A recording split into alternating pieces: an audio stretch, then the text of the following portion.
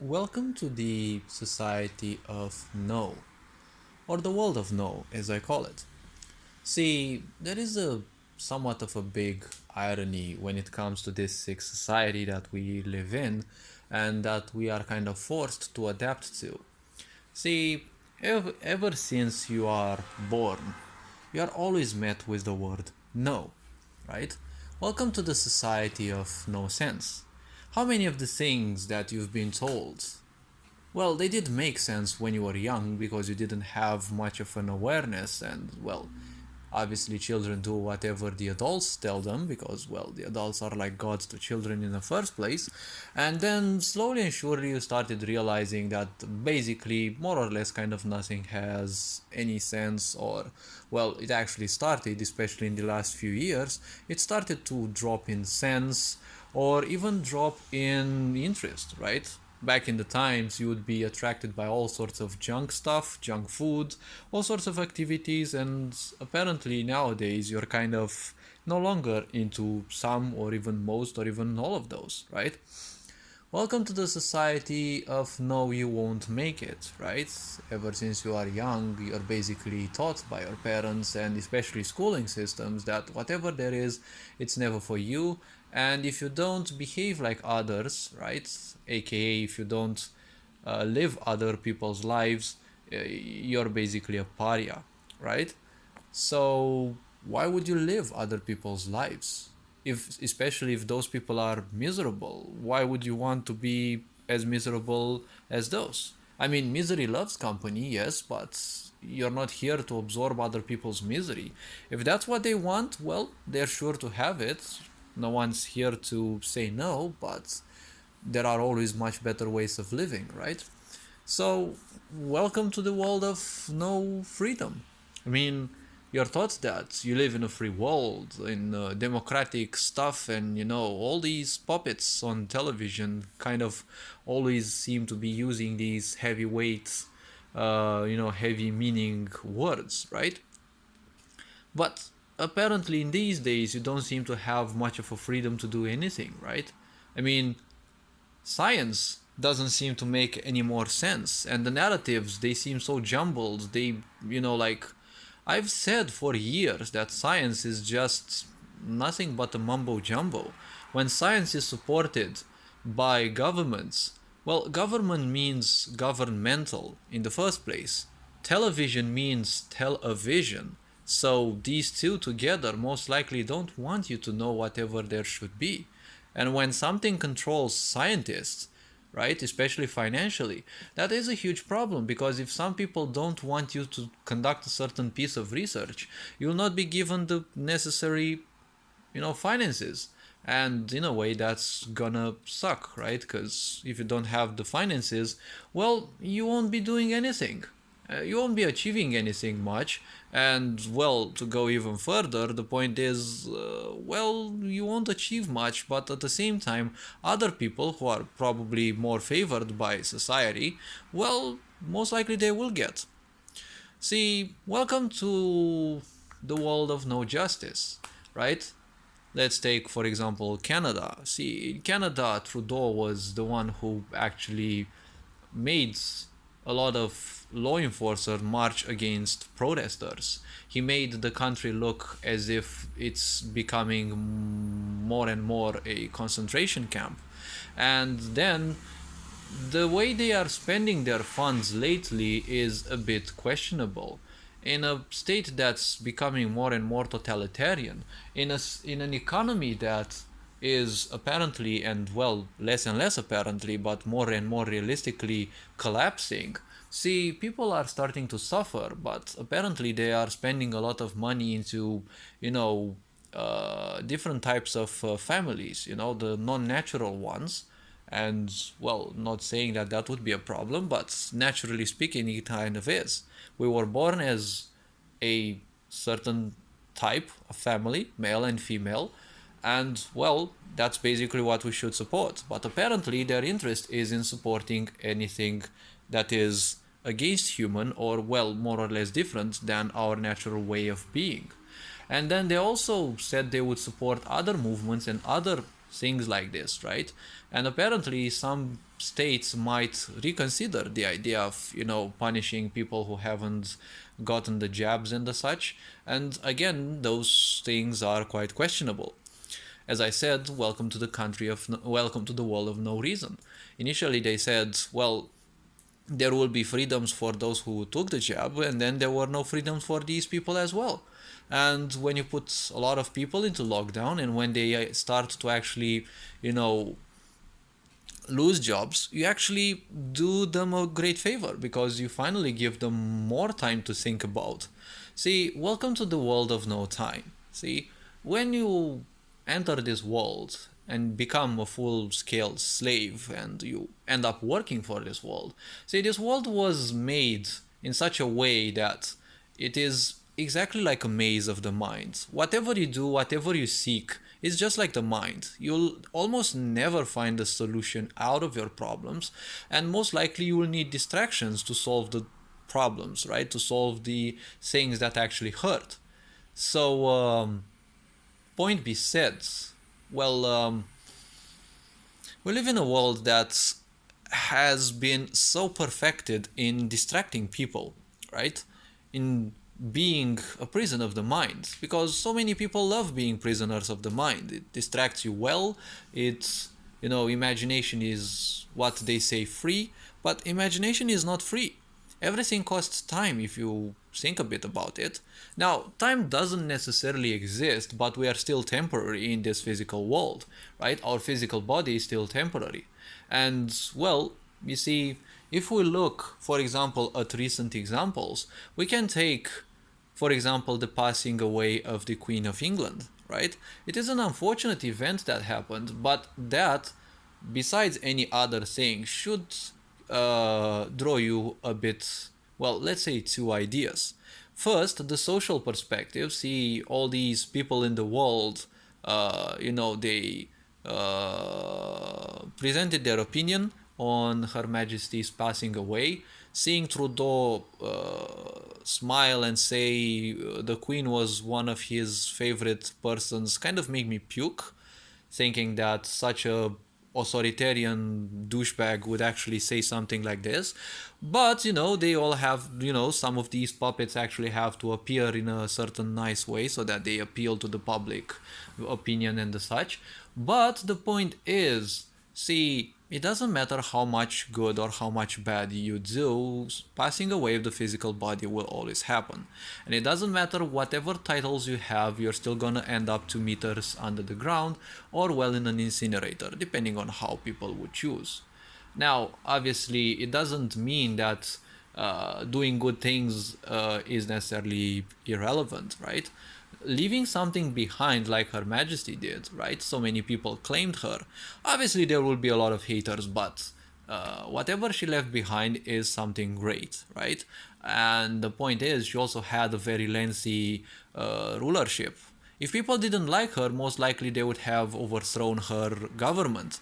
But the point is, ultimately, how this sick society acted, some of those puppets, they had to act in a very so-called polite way, but they act polite towards someone of high rank, but they do almost everything to ruin the lives of small people, right? Because the small people are the ones who pay the taxes and actually, ensure the well-being of these, puppets who actually live off of such great salaries, and most likely they also steal money because that's basically what their purpose is, to sabotage economy. As we can all see, sabotage almost anything that can be sabotaged, so that if the whole world is plunged into chaos and everyone fights everyone, it's easy to present yourself again as a so-called savior. Let's not forget the Marshall Plan. After the Second World War, when America came in and saved Europe of the so-called, debts and the miserable situation in which Europe was after Second World War, that most likely was also a great plan to present some selves, right, as saviors of the world. Welcome to the world of no time, I said. See, we live in a world where you have to rush, but you don't rush anywhere. you rush from A to B, but basically, given the size of this planet, you're barely, walking like an ant from, one pixel of this world to a pixel that's basically a few kilometers away, and most likely that's going to be most of your life. We are mesmerized with all sorts of cheeky objects, all sorts of ridiculous objects and the such. You see so many people, even poor ones, buy expensive watches, but guess what? They don't apparently seem to have much time. And it's quite funny if you look at some of these that, they have expensive watches, but it's like they rush so much and so uselessly, they don't even have much time to look at those watches and see what the time is, right? And also, so many people live by this idiocy that, hard earned money is basically all that matters. And then they're gonna tell you once they are very, very old that, see, they have worked themselves like slaves, and they have earned their money for 40 years. Dude, you've been slaves. You haven't done anything productive for society. You have just paid taxes, yes, but you have worked like slaves. You haven't changed any regime. You haven't done anything. You have just promoted the ignorance and passed it on to your followers backs, right? You've put it on your children's shoulders, to put it so. You haven't achieved anything in life, right? To achieve something in life is to achieve success, to achieve greatness, to achieve a certain level of mastery over your body, over your mind, over your psyche, your inner energies, right? A certain level of introspection, and to share things with people. Because in this life, see, we can agree that in this life, you'll always consume more than you simply create. Whatever much you create, whatever much you give, you cannot give more than you simply get, right? When you breathe, for example, you'll always breathe in more air than you breathe out, right? A part of the air stays in the body because the body needs it, and it will live much later, right? Because you're not inflating yourself either. But the point is, when you also drink water, a part of it remains in the body and a part of it leaves. That which remains in the body obviously will simply, also be removed in time. But the point is, even when you eat food and only a small part of it will go out, right? Whatever we do, obviously we take more and we give out less, right? This doesn't mean that the resources of the planet will simply dwindle. Obviously, we can live as a race in cornucopian, let's say, standards. But the point is, in order to do that, we need to shape the foundational way of thinking, right? We need to remove some of these slaveries, like, governments that need to tell you what to do. You as a citizen need to know what you have to do, and you need to work constantly with others.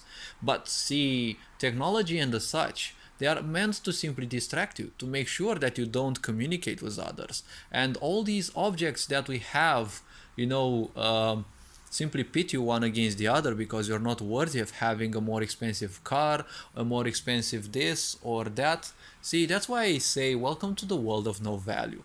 Whatever objects we get in this world, they basically have no value. Okay, we give them all the value. We give all the value to money. We give all the value to all the lies that we're living and the such, because they are good comfort zones. But how long can you actually hold those, right? The more you become a slave to meaning, the more you will suffer. The more you suffer, that's, well, basically the path to salvation. Because if you suffer long enough, you'll break and you'll want to take changes finally. It will obviously take a long time, but see, that's how things go. So, well, the point is, we live in a sick society, and I said, welcome to the world of no attention, right? No attention because, well, people are too preoccupied and obsessed with their own nose being stuck in a screen. And the point is, again, this sense of ignorance means, again, welcome to the world of no boundaries. When you have no boundaries, you're technically a sponge absorbing the ignorance and, the misfulfillments and misery of everyone else. That's why these things are promoted, right? Welcome to the world of no help.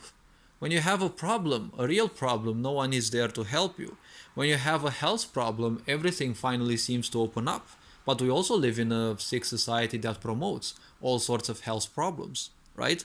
And now even the so-called survival menus that, these fuckers seem to promote so much about, bugs and the such, we cannot, our physical body cannot process chitin that is found in all these insects. And those insects also have a lot of sugars. If you end up making a normality out of those, you know, eating all those insects and parts of insects, the point is they are very good for cancer, right? They support the development of cancer. And well, let's not forget that a sick society is basically a world with no medicine, because the disease is more profitable than obviously the cure. And well, welcome to the world of no care. You may go to the best hospitals in the world, but if you meet medical staff that isn't interested in you but only your money, well, you get both no help, you get your money lost, and most likely you won't do anything, right? As I said, welcome to the world of no help. You go to school, you do all sorts of researches, all sorts of master degrees, but you never learn how to help yourself, you never learn how to survive financially, you never learn how to read people, how to even socialize with people, because apparently socialization is disregarded, right? We've been taught lately, and especially our children have been taught in a very wrong way, that there is a rampaging virus that only has 2% mortality, but for some reason, well, all the idiots should actually fear that virus, and we should stay away from all the people, and we should bear some government mandated muzzles that if you smoke through them, the air actually passes through. So imagine viruses not being able to go through that. But we also have to be an idiot and believe that, right? And believe me, there's most likely a lot of idiots in the world still believing that.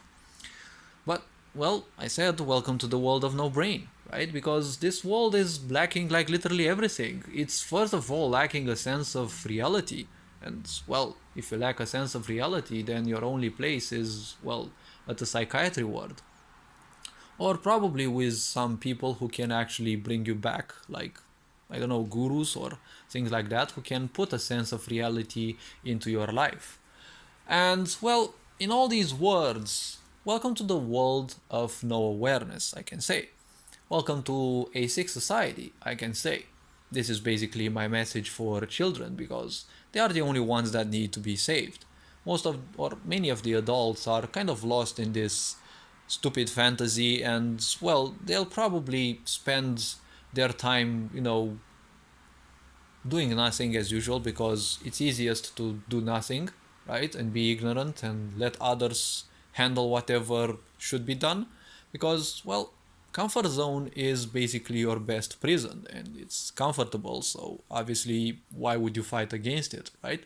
That's how primitive minds actually think about. And again, this is something that is highly promoted, right? Waste your time with technology, waste your time with all sorts of things, because well, your time never comes back, right? And let's not forget, welcome to the world of no time, right?